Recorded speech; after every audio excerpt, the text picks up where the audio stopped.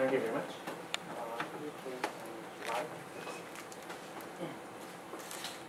Okay, so yesterday I explained the idea of the parameter for deconfinement, and that is given by Polyakov loop. And I gave the definition, and I'm afraid that I was sometimes too fast, and in that case you can refer to these review articles that I wrote recently. Okay. So remember that the order parameter, the Polyakov loop, is expressed in this form in terms of A4. Okay? And so today we will see how to describe the phase transition in terms of this order parameter variable. Okay? So yesterday we have seen a bit boring setup, and today we will see the physics applications, and I promise that the physics is going to be more and more interesting. Okay? And so because the Polyakov loop is given in terms of A4, what you should do is to integrate all quantum fluctuations on top of A4 background. And at the one level, you should do the Gaussian integration around A4. Okay? And for some convenience, I scale this A4 variable in this way, so that the Polyakov loop is expressed in such a simple form. Okay? And by the way, I simplified the program a little bit to change the gauge group from SU3 to SU2. But essentially, nothing will change. Okay? Or the extension to SU3 is quite straightforward. Okay? In any case, in this case, the Polyakov loop, the traced Polyakov loop is given by simply a cosine of Q. Okay? This Q variable. This is the scaled A4. Okay? And you can work in various different gauges. Okay? But the A4 or the Polyakov loop is a gauge invariant quantity, and you are going to calculate the effective potential of such gauge invariant quantity. So the result should be gauge invariant. And so in any gauge you choose, the resultant effective potential should be the same, just the same. And that you can confirm, for example, by using a covariant gauge choice or Polyakov loop gauge choice. Okay, so this is a very standard gauge choice. Okay, and so the Lorentz symmetry is not broken by the gauge choice, and so you have two transverse gauge, the gluon contribution, and two other longitudinal and scalar gluon contribution to the effective potential by this diagram, and also you should subtract by their ghost, okay, to cancel the unphysical gluon contribution. Okay, and in fact, as you can see from this expression, this unphysical gluon contribution is exactly cancelled by this ghost loop. Okay, and then only the physical gluons contribute to the final form of the effective potential. That is quite reasonable, right? And also in the Polyakov loop gauge, in which the Polyakov loop is chosen to be a diagonal form, the unphysical gluon has a bit different form, and also you have a little bit different ghost propagator. But again, you have exact cancellation, and then the physical gluons have exactly the same contribution, and then the effective potential is exactly the same. And here, very important feature in this calculation is that, okay, the gluons tend to describe the confining vacuum, and the ghost contributions has minus sign here, and that means, so this contribution tends to the opposite direction to gluon contribution, namely the confining vacuum is favored by the ghost contribution. This is a very important feature, but in the perturbative calculation, as I explained, the unphysical gluon and ghost contributions, they are balanced. And that means this confining force is not strong enough, but these deconfining gluon contributions are still greater than the confining force by ghost. And then you have the final form of the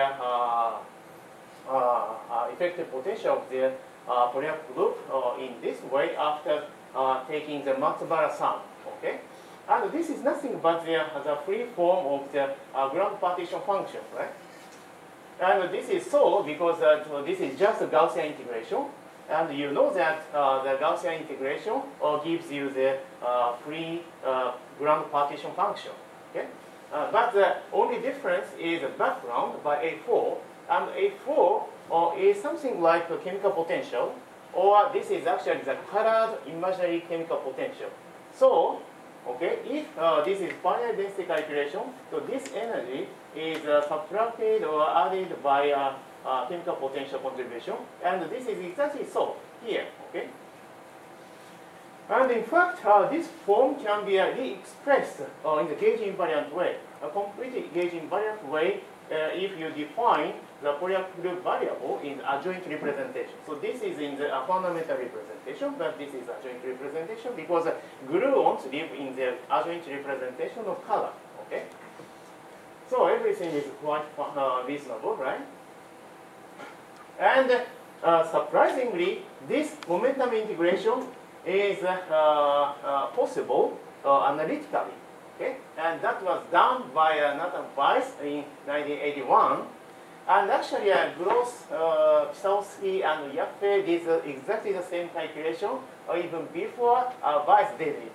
So usually people call this potential Weiss potential, but some people prefer to call this potential GPY potential or Gross, Pisowski, Yaffe potential. Okay, but I would say that it is fair to call this potential with the name of Weiss, because Weiss clearly, how to say, so his calculation was clearly motivated by the effective potential of the Polyakov group, but they did the same calculation with different motivation. Okay. So anyway, so this is the final form after the momentum integration. So this is so simple, right? But this is very non-trivial. For example, you see this potential has a cubic term. Okay, even though, okay, if you look at this form, so if you change the sign of Q, nothing is changed. That means usually this kind of expression must be expanded by the even power of Q. Why? After integration, you have cubic term. Okay, so this is very non-trivial, right? So in fact, it is known that so this potential is conveniently expressed if you use the Bernoulli polynomial. This is a fourth Bernoulli polynomial. Okay. Anyway, this is some technical detail.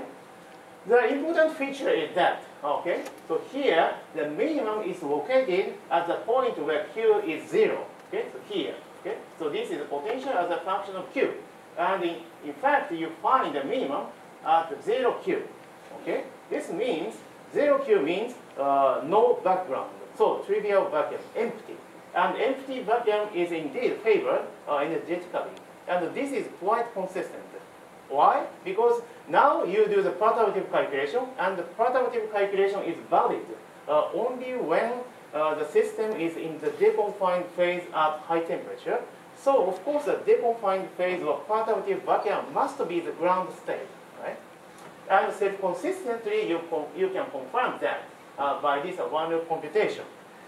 And also actually this curvature, okay, this curvature corresponds to the Debye mass. Okay, Debye mass is a mass appearing in the hot QCD for the A4 component. So A4 is a massive gluon component, and in fact the Polyakov loop variable is A4, right? Or this is actually the effective potential in terms of A4, and so this curvature is A4 mass, and that is nothing but the Debye screening mass. So this curvature is Debye screening mass, and that means this perturbative vacuum is stabilized by the appearance of non-zero Debye screening mass. Okay, the screening effect stabilizes the deconfined matter.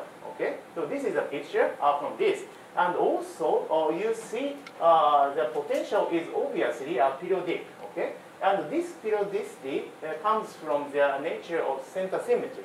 Okay, of course the center symmetry is now spontaneously broken by the appearance of this perturbative minimum here.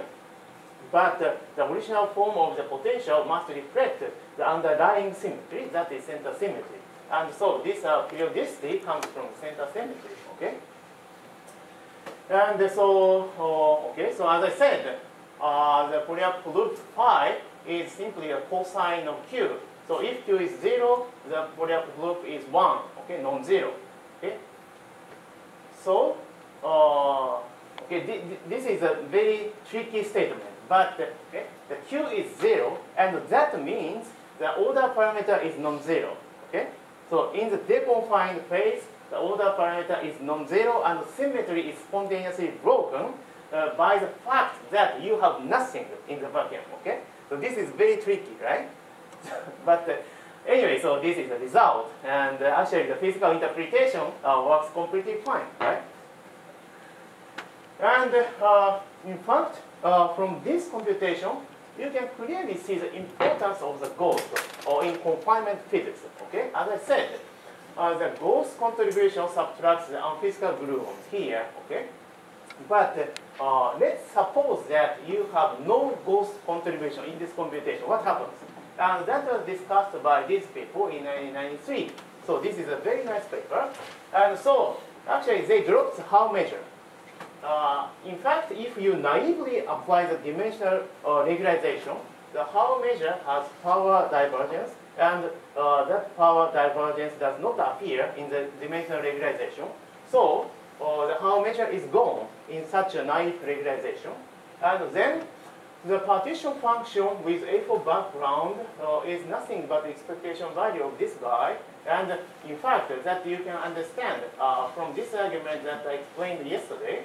Okay, so A and current J are coupled by covariantly, and so now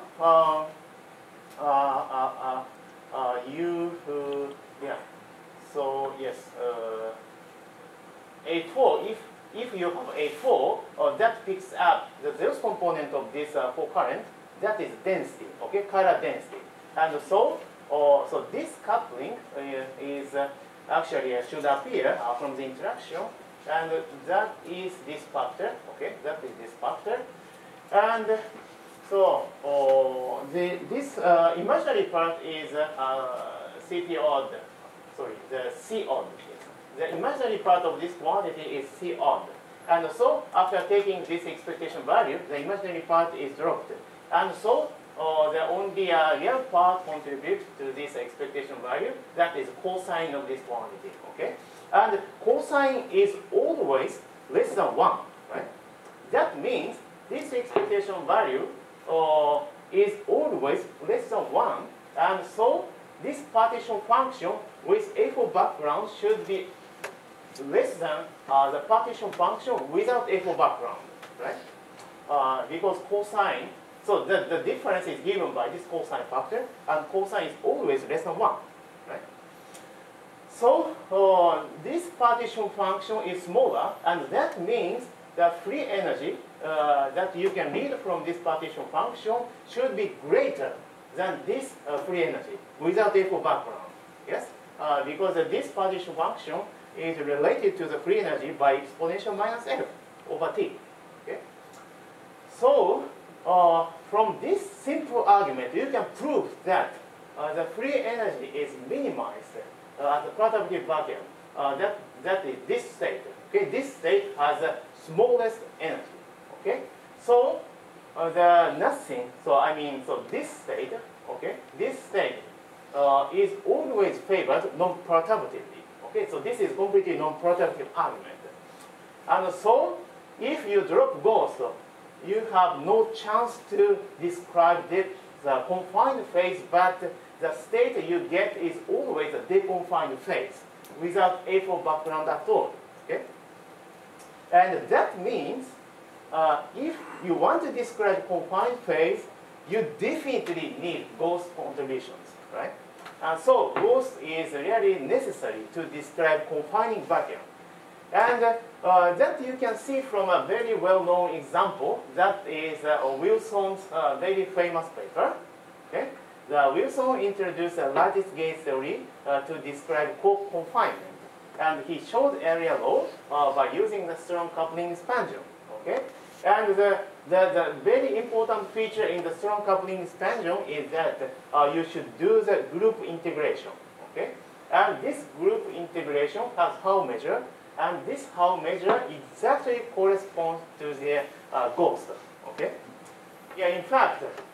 If you choose this special gauge, so this contribution, this part is exactly the same contribution from the Haar measure.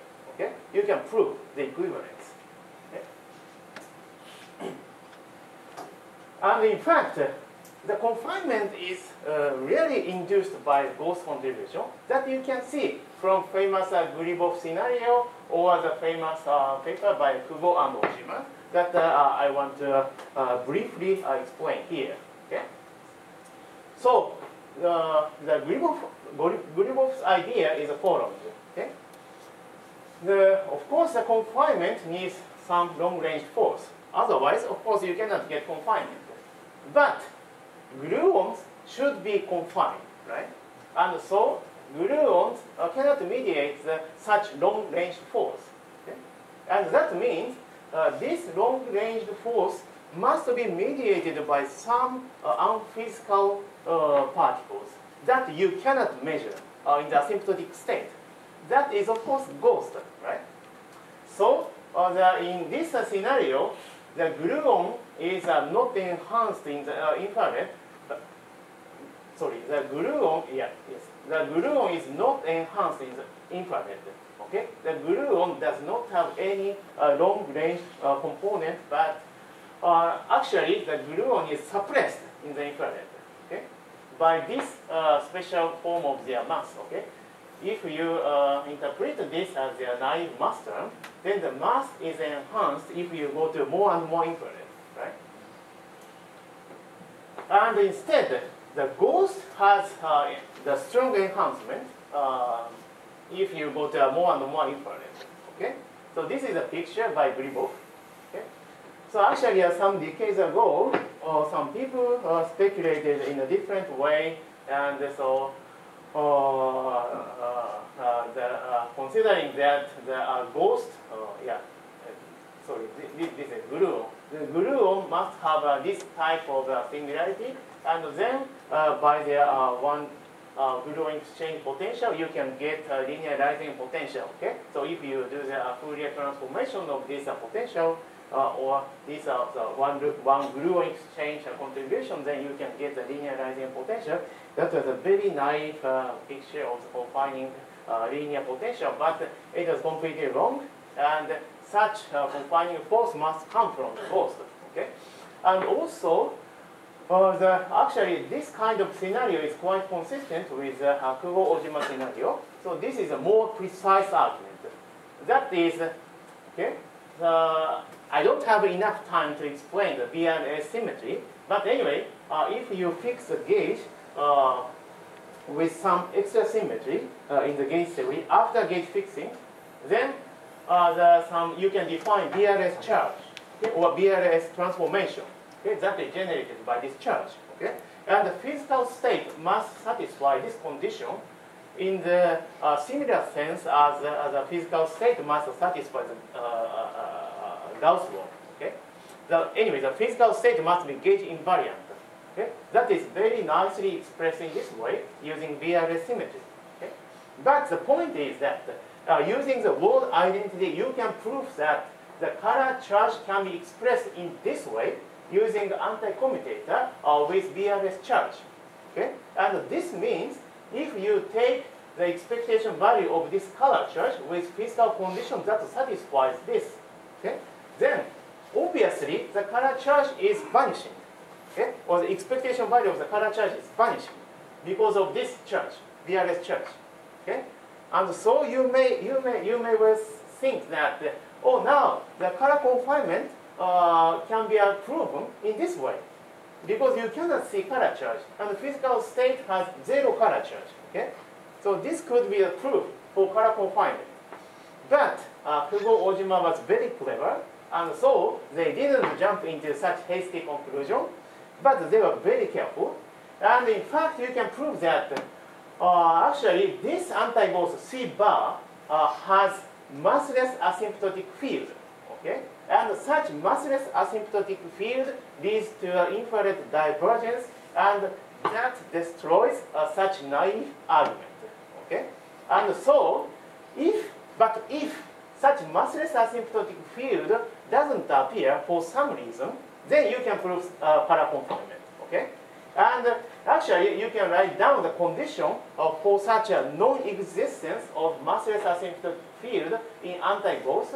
That is called the Kubo-Ojima condition. And this condition is exactly the same as the diverging ghost propagator in this form. Okay?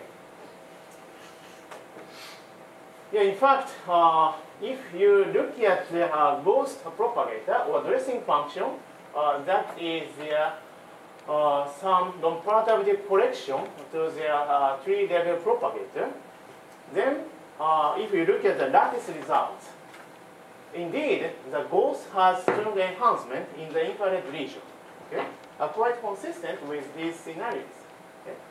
And if this is really truly diverging at zero momentum, then the Gribov scenario is completely right, or Kubo-Ojima condition is completely satisfied, and this proof of the color confinement is complete. Okay? But actually, there are lots of arguments about whether it diverges or not. And the diverging solution is called scaling solution because it is implied by some scaling solution of the Dyson-Schwinger equation. Okay? Or the non-diverging solution is called decoupling solution. And there are big fight, okay, between two groups. And recently, the lattice simulations seem to favor the decoupling solution. So this doesn't diverge. But my friend told me that that is not the final statement yet, because some gauge fixing issue related to the Gribov ambiguity is not completely solved, and that may change the result. Anyway, so far, the decoupling solution seems to be favored.